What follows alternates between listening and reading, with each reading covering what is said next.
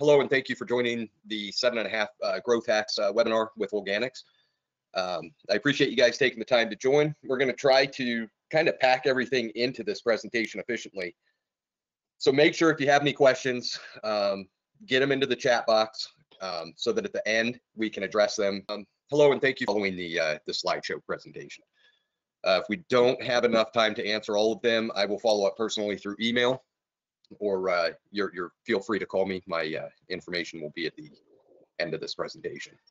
My name is Brian Marr. I am the Holganix Vice President of the Turf and Ornamental Division. I've been in lawn care for fertility and landscape business profession for over about 25 years now. I understand the need to grow your lawn care business as I managed and was responsible for the growth of a franchise company, custom care years ago, and multiple businesses along the way. And a lot of my current team members here at Holganix were a part of the old businesses that I managed, and different team members from franchises. One of them is Rob McCoy. He's on the call right now. And Rob, you want to introduce yourself? Sure. Thank you, everybody, for being on. My name is Rob McCoy. As Brian alluded to, we worked together a long time ago in the lawn care space. I think we were in a unique situation where we were really growing fast, and we got to feel out all the pain points and identify what worked for us. But more so than that, with the number of businesses that we work with now, we really get exposed to a lot of what people are trying now, what's working now over the past couple of years, and how things have evolved, and we're excited to share that with you today. Thank you, Rob. So kind of the brief rundown of the agenda. What we're going to be talking about is Purple Cow, rock solid referral program, goal directed management, top grading and training, tracking, making drive time a priority, influence communication, and getting results from your results. All of these very important, integral pieces of growing your lawn care company. And Rob is going to be kind of tag teaming this with me. So once again, if you guys have any questions, make sure you get them in the chat box, and we will get to them at the end of this presentation. So the Purple Cow, it's a book by Seth Godin. It's a very integral principle adopted by and utilized by Holganix and the businesses that we had mentioned in the past. The basic theory, kind of gist of the Purple Cow is that, everyone on a daily basis sees a black and white cow. It's pretty standard, nothing stands out. They all kind of look the same, right? So when you're driving around and you see those cows, it's kind of just normal. But what if you saw a purple cow? Most people, they would stop, they would look, it would generate a buzz. Probably these days you would have everyone and their mother out with a cell phone taking pictures of the cow. So it's going to generate talk,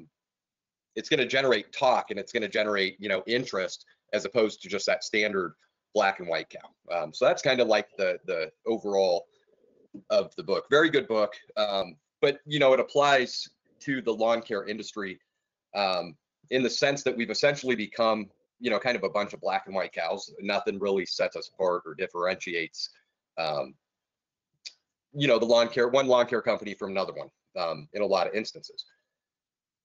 So how do we differentiate ourselves from other lawn care companies? And I think, how do we stand out? How do we make ourselves that purple cow? That's one of the things that attracted me to Holganix. It's because of their focus on soil, where a lot of these companies were just focused on plant health.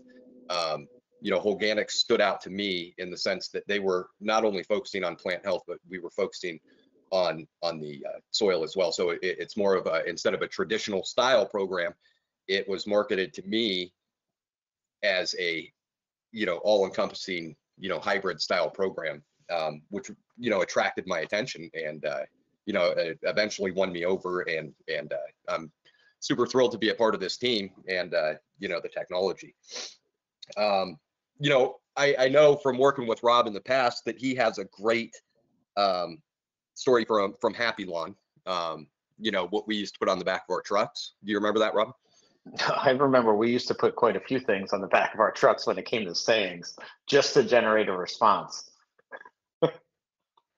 Yeah. Which one are you alluding to? Oh, Happy Lawn. Happy Lawn No, with the happy face and the brown. Turn your frown. turn your frown up.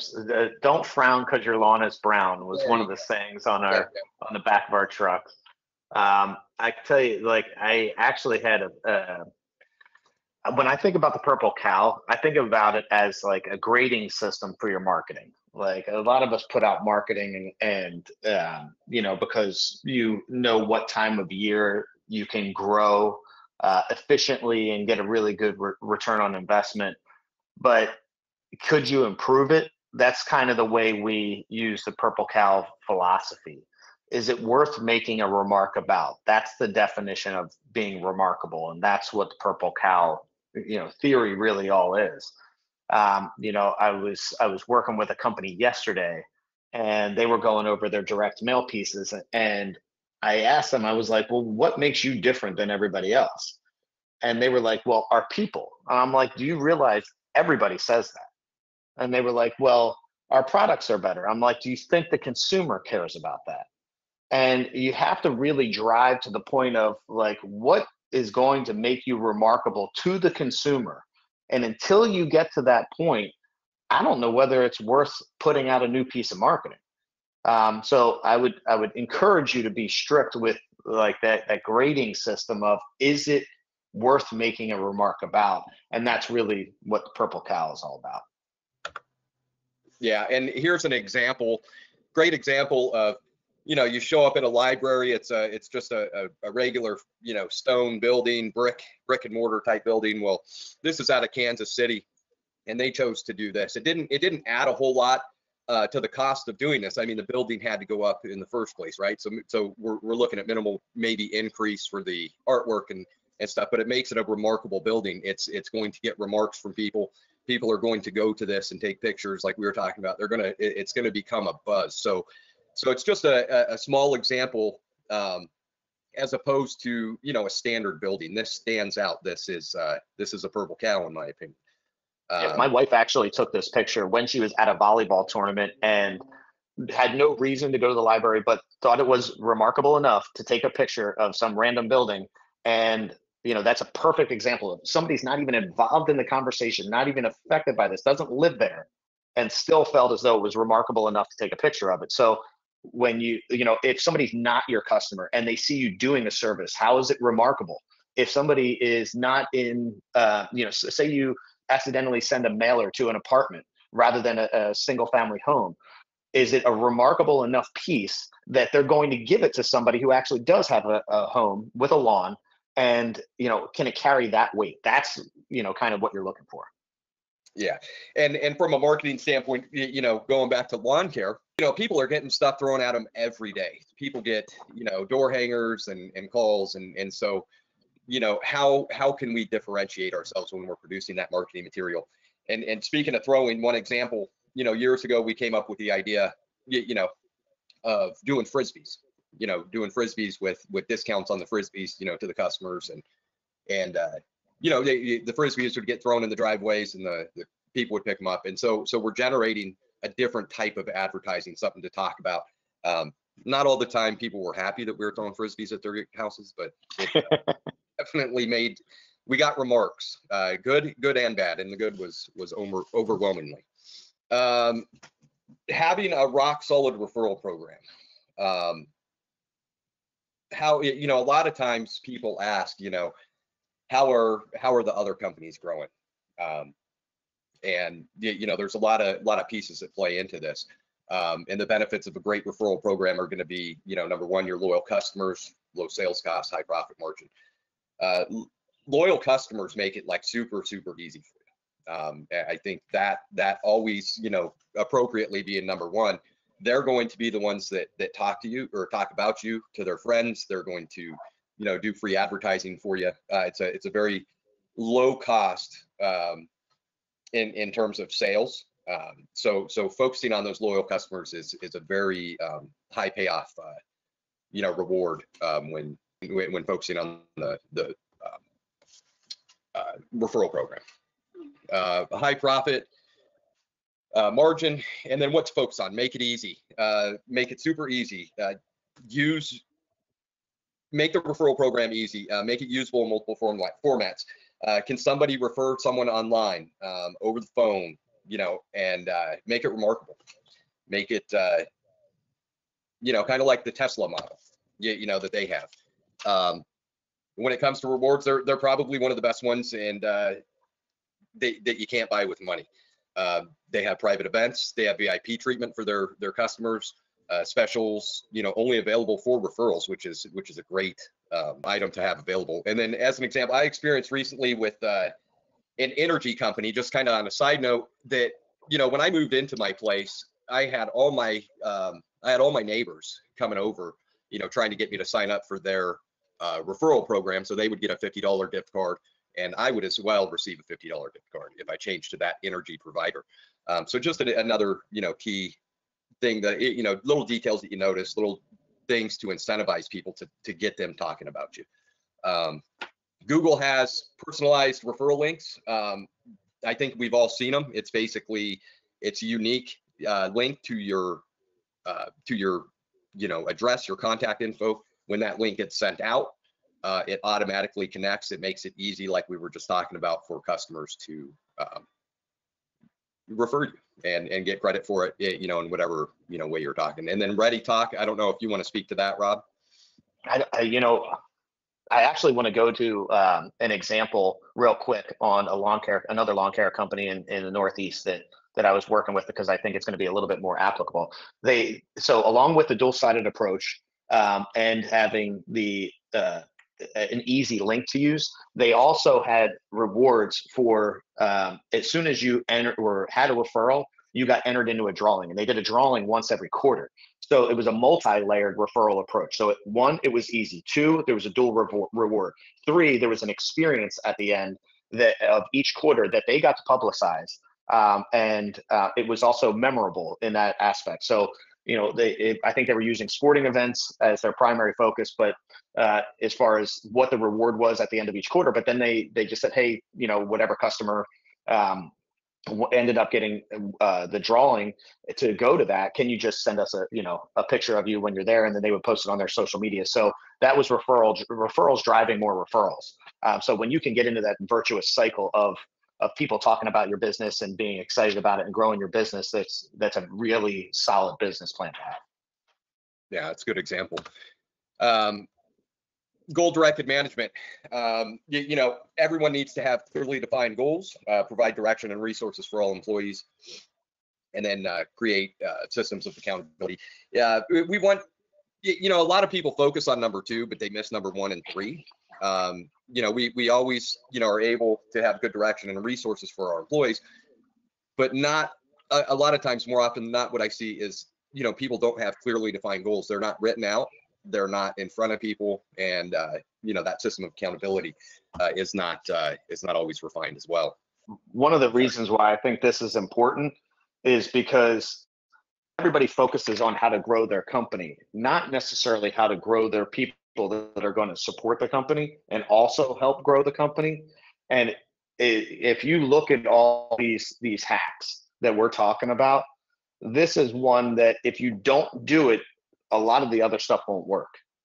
So it's really an integral part of growing your business, is that you have to grow your people if you're going to grow your business. Yeah, and I think part of that is clearly defined goals that the employer or the manager dictates and co-creates with the employee. So you lead that goal, and you allow the employee to help create that goal, so that they take ownership, in those goals, and it helps in creating multiple systems of accountability as well. Yeah, when you provide the direction of the company, you'd be surprised at how good of a goal and how aggressive of a goal an employee will create.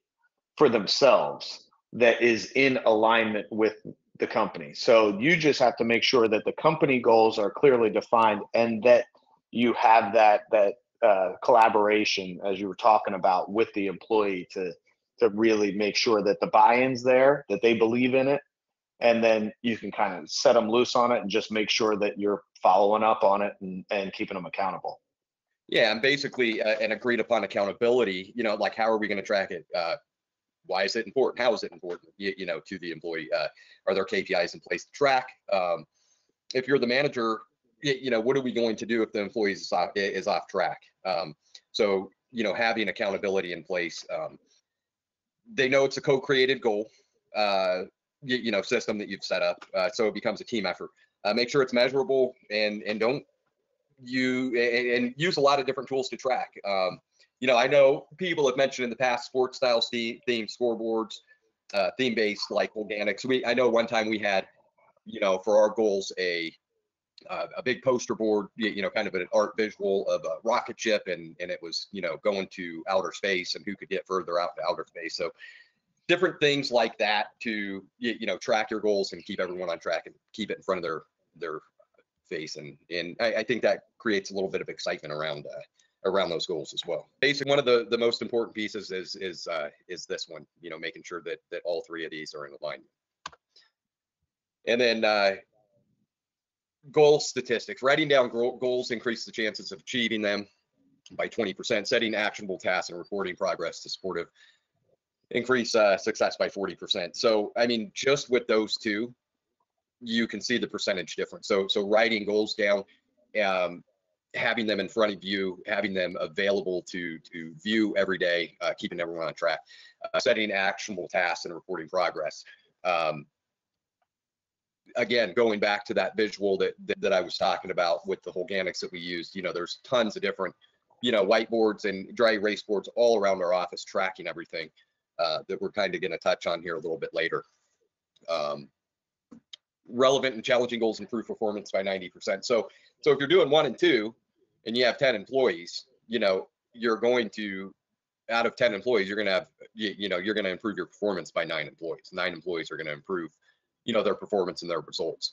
So, making New Year's resolutions. I was listening to the radio the other day, and a lot of people, the 15th of January, these New Year's resolutions that people make, January 15th is the day that most people fall off. And so I was thinking, as I was kind of going through this presentation, I wonder how many people would have succeeded or made it past that fall off date, whether it's smoking or going to the gym or, whatever the resolution was, if they had just written it down and kept it in front of them, maybe on their notepad, on their driver mirror or something like that.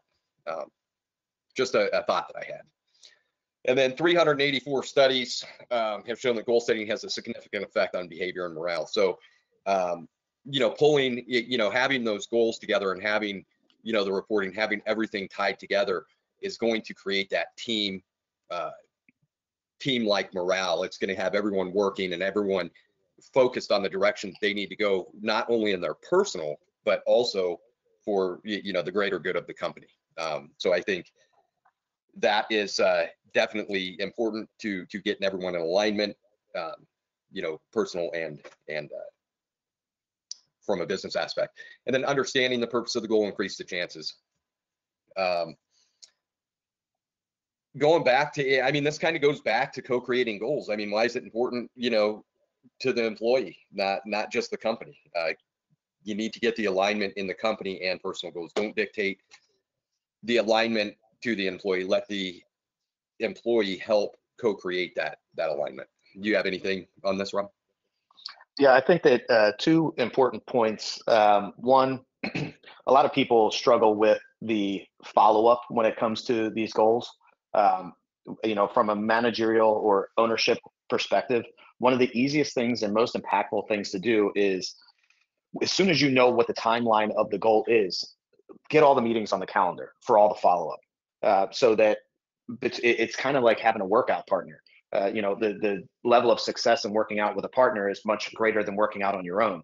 Well, if you have all these meetings set up, say it's every 2 weeks, say it's every month, but it's throughout the year, somebody is going to hold someone else accountable to that meeting. And it doesn't have to be the same person every time. And just the fact that you are reflecting on that, what's the progress, what needs to be done moving forward, if it's just that simple, that's going to create a significant amount of progress. Another thing that is really important to remember when creating these goals, because a lot of times people avoid creating goals because they're like, look, we never hit our goals.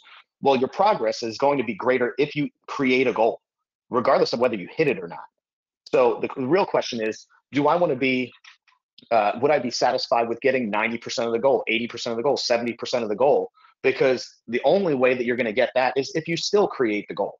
And accept the fact that the success is not just in the achieving of the goal, but it's the progress towards the goal.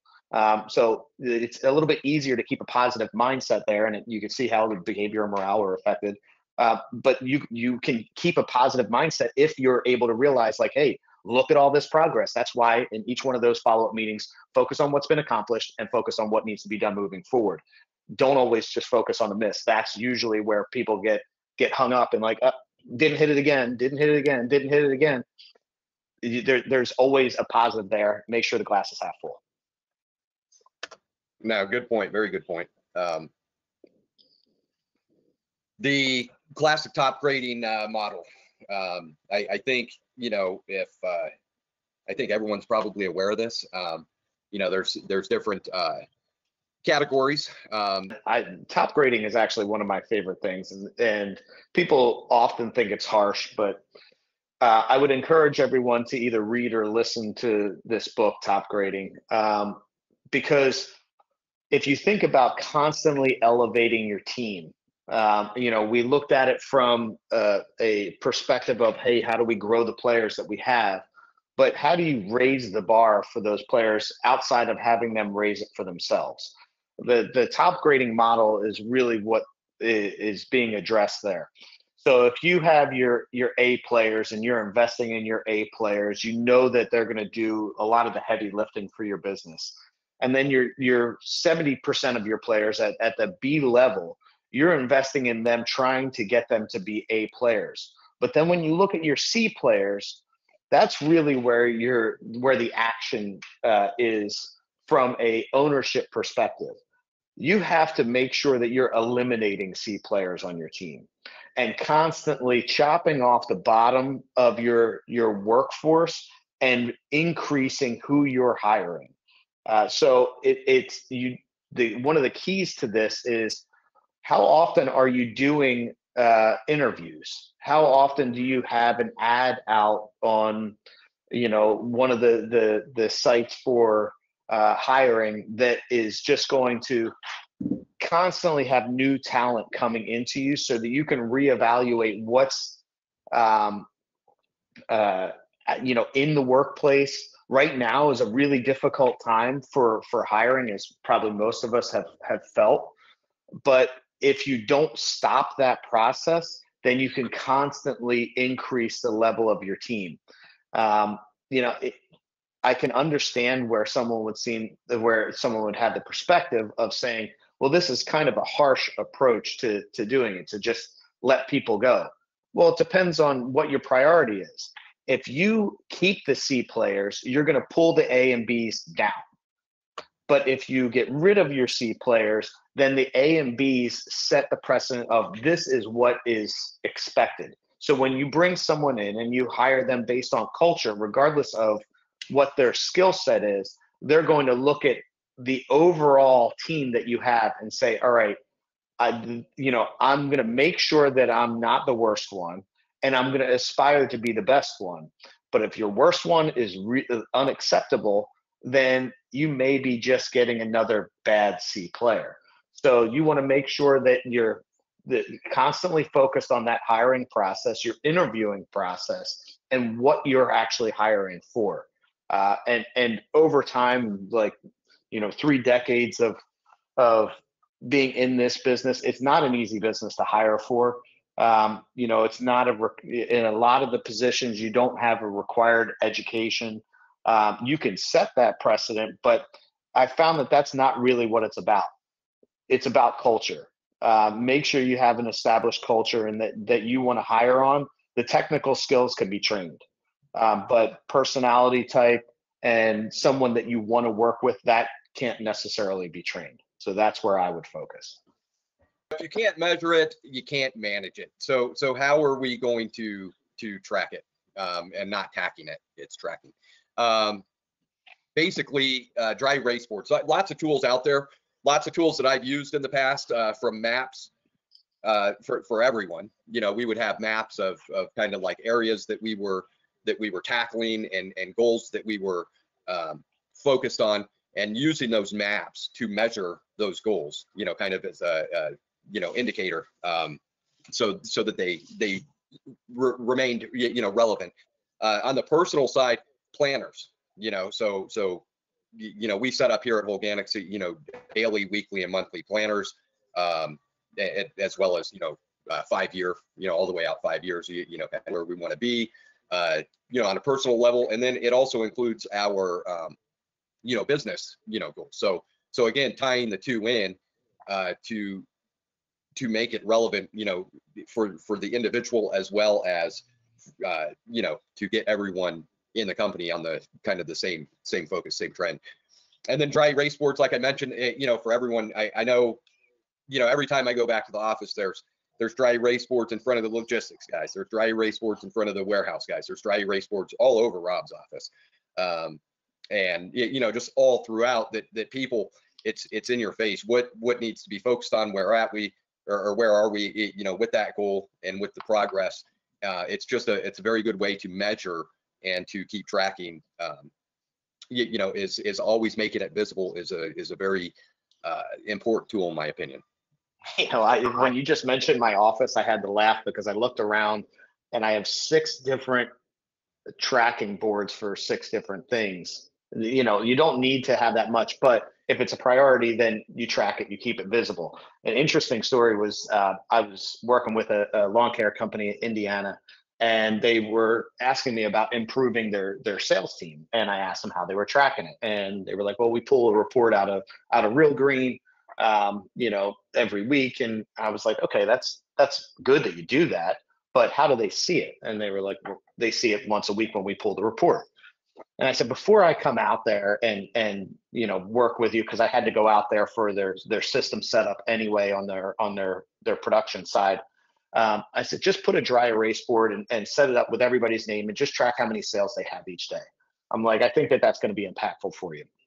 So it was about a month later that I was out there, and I said, how's the dry erase board going? And they said, you know, our sales are up 30% over last year, month over month. And I said, well, what did you change? And they're like, we didn't change anything. We didn't even change the marketing pieces. All we changed was putting the dry erase board up. When people see those numbers in front of them and it's visible to everyone else, it has a dramatic impact. So if you're going to do nothing else to improve your numbers, just put up a dry erase board, make sure everybody sees their numbers every single day. You don't even need to follow up on it. The dry erase board does all the follow up. There's no opinion involved in the numbers. The numbers are what they are. You're not going to be offensive to anyone or anything. It is their reflection of their performance. And if they don't like it, they'll improve it. If they do like it, they're going to make sure they accelerate it. So it really is such a simple tool that has a dramatic impact. That's why we have so much visual tracking all over the place, no matter what it comes to. And when you realize the impact of it, you do it for yourself as well. Yeah, no, absolutely. I mean, you know, another point is like I said, it makes it visible. You don't have to, they're immediately available. You know, the results are immediately available. You don't have to do any deep dives into data or anything like that. It's right there, right in front of you. I think another very important, you know, aspect. Making drive time a priority. They're probably one of the most expensive things that you know, costs, you know, associated with lawn care is you know, time spent, you know, in a truck that's not on the lawn. You're not being productive. And how do we get away from that? You know, there's a lot of examples. I think we all try to work on that. You know, tight, solid routes. You know, again, going back to the tracking, the map. I remember you having used that, you know, for routes and to keep everyone. Another tip is, you know, I'm sure all you guys know, you know, trying to tie in your service calls to the actual to different routes. So if there's a service call, don't have your technician go out or drive all the way out, to one area and then come back. So I mean, pretty just common sense stuff that I'm sure everyone's aware about. One example I had was, an HOA, to tighten up a route and make drive time, more productive. There was an HOA. I went in, I, sat on the board meeting, got everyone's name, the president, vice president, all the elected officials, I guess, if you want to call them that, and got their name, number, went to them, approached them, offered them a reduced rate, significantly reduced rate to help me get our company into the entire HOA, but giving the entire HOA a reduced rate. So we had, I think we would spend in that HOA 4 or 5 days. We would drive out there. We would run out of material before, that became one of the problems. There were so many customers out there, but we drove straight down there, worked all day, and then drove straight back up. So at least 4 times a year, check for driving efficiency. Tracking that. I mean, how are you going to track that? Again, going back to the whiteboards or the dry erase boards. Their software like Real Green. There's a ton of software out there. I can't keep up with it all, but I know that's included. To track your average drive time, and there's tons of apps and different things that you can utilize as well. And then developing route density is crucial. Like I said, maps, using the software, and keeping everything as tight and as efficient as possible is key. And then this is one of Rob's favorite books. I have not had the chance to read this, so I'm going to go ahead and let Rob take this one.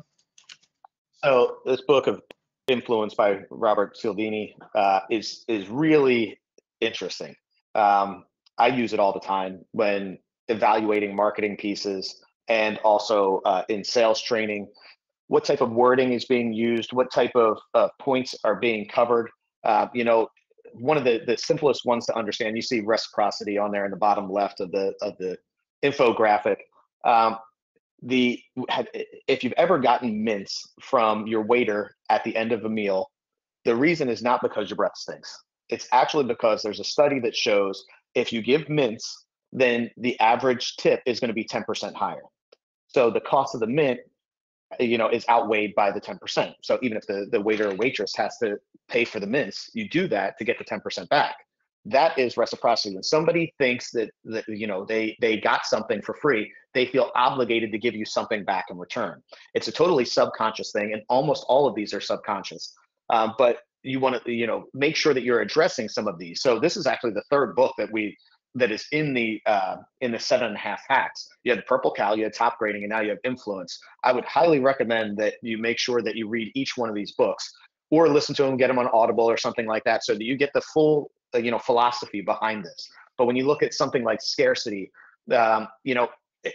spots are running out. You need to react fast. I mean, or even if you're on Amazon, you can go on to Amazon and you pick something and it says there's 3 left.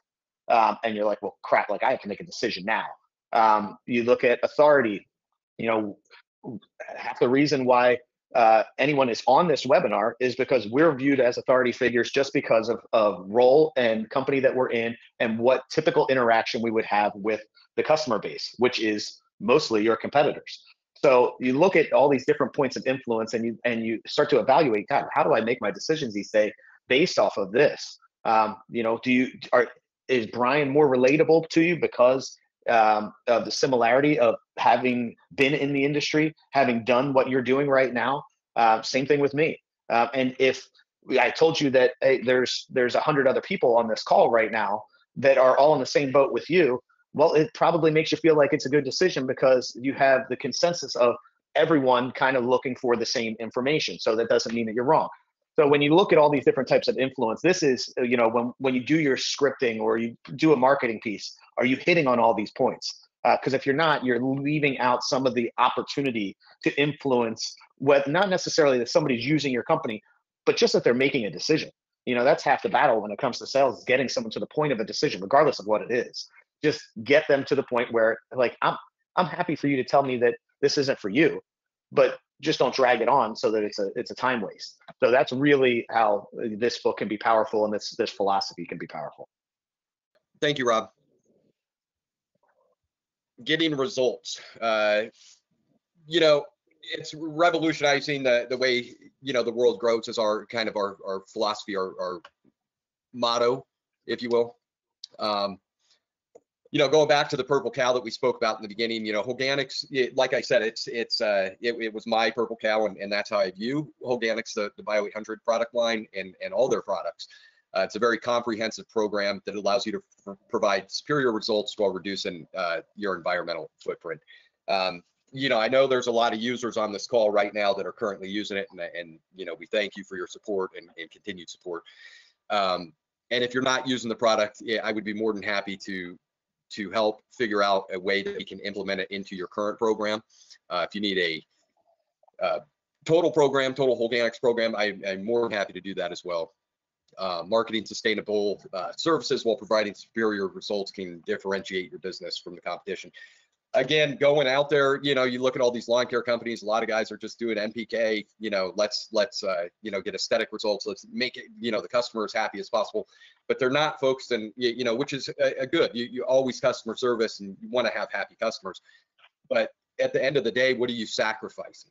You know, in a lot of cases, what I've seen is you're sacrificing plant health for that aesthetic value.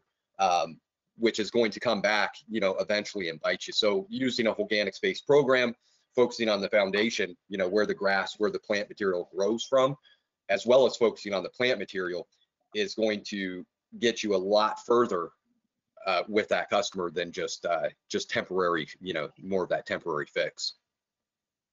Hey, Brian, when I think about that, I think the real question is, you know, if we go back to the philosophy of the purple cow, are you a commodity? You know, are you just another lawn care company or just another landscaper, or are you actually doing something different that's tangible? Right. And that's difficult to communicate to a homeowner sometimes. This can be easy. Yeah, we're focusing on soil health, and we're able to reduce inputs by this percentage because we're doing it. So you're helping the environment, getting better results, and you know, it's something a homeowner can be proud of and want to share, rather than kind of, you know, there's some companies out there that, you know, we all know about, True Green Chemlon, and I can't tell you a single person that I've come across, and maybe it's because of who I am and what I represent, but that is proud of the fact that they have that lawn care company. I've had people tell me that's who they use, but they're not like, oh yeah, they're fantastic and you should use them. They're kind of like, this is what I'm doing because I have to. So you want a customer that's going to understand they're not getting the same thing from everybody else. That secures your business. It also helps grow the referral side of your business. Yeah, no, absolutely. You're getting that long-term customer. You're building that relationship, that trust, you know, that important trust factor, which is going to lead to just, you know, benefits, you know, for not only for your customer, but also for your business as well. So if you want to learn more about Holganix programs, I know there's a couple questions I'm going to answer here shortly, but you can schedule a meeting. There's a Calendly link. Will be provided in a follow-up email. You can schedule an appointment, or you can reach out to me directly, email and address and phone number, or, you know, most of you guys I talk to on a regular basis. Upcoming webinars, we have HGX Pro, building stronger green turf and ornamentals using less fertilizer and water, kind of what we got into at the tail end of this webinar. Really what I thrive in is talking about that. So thanks for sticking with me. And then February 20th is going to be the date at 10 a.m. So if you haven't signed up already, I know a lot of you have, please feel free to sign up, and yeah, look forward to talking to you. Couple questions came in. I think we only have time for about 3. One was, Rob, where's the best placement of boards and tracking info that you were talking about? I would typically say wherever the activity is. And you can look at like the boards for measuring the results. Like you want to, like, if it's a sales board, you want it in the sales room. You want it right over top of somebody's desk, you know, whatever is most visible. If it's, sometimes you look at other boards like affirmations or visualizations and things like that to also support a goal. I typically like to put them in places where I would typically go off track. So I use the term guardrails a lot, and I like to use them as guardrails so that, yeah, I may start to go off track, but I'm not going to go off track so much that I can't get back on track. So if you have a break room or something like that, like you may want to have something in there that also reflects back to steering people back to what they're supposed to be doing. I've not heard of an instance where there's too much visibility, but you obviously only have so much space. So if you have to choose one spot, where the activity is definitely the prime location. Awesome, thank you. And then I'll get to one more question. Can I get a copy? A couple of you guys asked, can I get a copy of this webinar? And I will get back to you and determine the best way. But yeah, I'm sure we can get you a copy of that. Appreciate you guys sticking with this and signing up. And again, if there's anything I can help you with, my information's on the screen right here. And please sign up for the upcoming webinar. That's going to pretty much kick off our spring season in starting in the south and then working all the way up. Very exciting webinar to be on. Rob, thank you. Great. Yep, thanks, Brian, for the assist, and I appreciate everyone on the call. Yep, thank you, everyone. Good luck this season.